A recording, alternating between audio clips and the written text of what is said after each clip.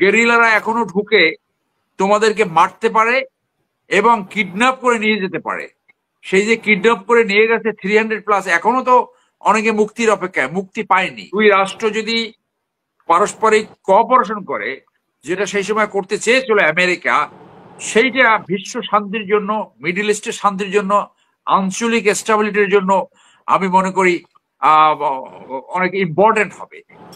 দেখুন 79-এর পর থেকে যে আমেরিকান যে বিরাগ ভাজন এবং শত্রুতা এবং তাদের যে এম্বার্গো, এরপরও ইরান মিলিটারিটি অনেক ডেভেলপ করছে বলে আমি ধারণা করি।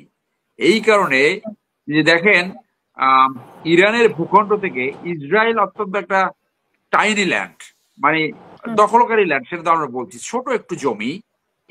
তো এই জায়গায় কিভাবে তারা সেই টেকনোলজি অ্যাচিভ করেছে, পিন পয়েন্ট, তারা মোসাদের হেডকোয়ার্টারে হামলা চালাতে পেরেছে, তারা ওদের সেনা হেডকোয়ার্টারে চালাতে পেরেছে সাকসেসফুলি। তথাকথিত আয়রন ডুম ভেঙে এই তথাকথিত তাদের কত বড়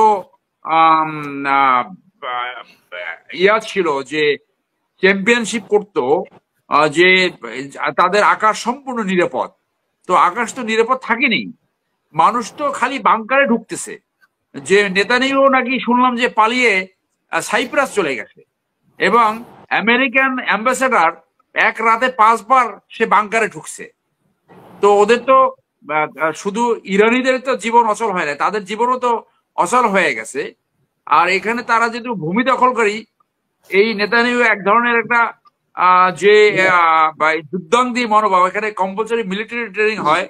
অনেকে এখনো নেতানিয়াহুকে সরকারকে সমর্থন করছে, আমেরিকা সাহায্য দিচ্ছে, কিন্তু ওই যে 7 অক্টোবরে যে হামাস যে হামলা চালিয়েছিল আনকনভেনশনাল, সেটা তো পৃথিবীর ইতিহাসে একটা অন্যতম গেরিলা ইয়া ছিল, যে যত বড় শক্তিশালী হও না কেন, গেরিলারা এখনো ঢুকে তোমাদেরকে মারতে পারে এবং কিডন্যাপ করে নিয়ে যেতে পারে। সেই যে কিডন্যাপ করে নিয়ে গেছে 300+, এখনো তো অনেকে মুক্তির অপেক্ষায়, মুক্তি পায়নি। সো কোন শক্তি, বড় শক্তি অ্যাপারেন্টলি তারা মিলিটারিলি আপার হ্যান্ডে থাকতে পারে, যেহেতু আমেরিকা এই যুদ্ধে সরাসরি জড়িত। কিন্তু ইরানের যে মিলিটারি স্ট্রেংথ, সেই স্ট্রেংথ একেবারে যে হেলাফেলা তাও না। যদি ধরেও নিই যে তাদের মিসাইল সংখ্যা একটা নাম্বার আছে, আমি আমার আমার আমার ধারণা করার কারণ রয়েছে, তারা নিশ্চয়ই এটা রিপ্লেনিশমেন্ট হবে। আর্মির ভাষায় যেটা বলে যে পরবর্তীতে আবার এটা ফিল আপ করা, সেইটাও তাদের প্ল্যান পরিকল্পনায় থাকবে, তাদের অ্যাপ্রিসিয়েশন থাকবে। অতএব এই যুদ্ধটাতে একেবারে একপেশে যে 24 ঘন্টায় তেহরানকে একেবারে মাটির সাথে মিশাই দিবে। আবার এই যে পাগল ট্রাম্প, সে বলে যে ইভাকুয়েট, সাধারণ জনগণ তোমরা তেহরান থেকে চলে যাও, হু আর ইউ? এটা তো সামান্য সেন্স থাকবে, এরকম আন্তর্জাতিক আইন ভঙ্গ করে না।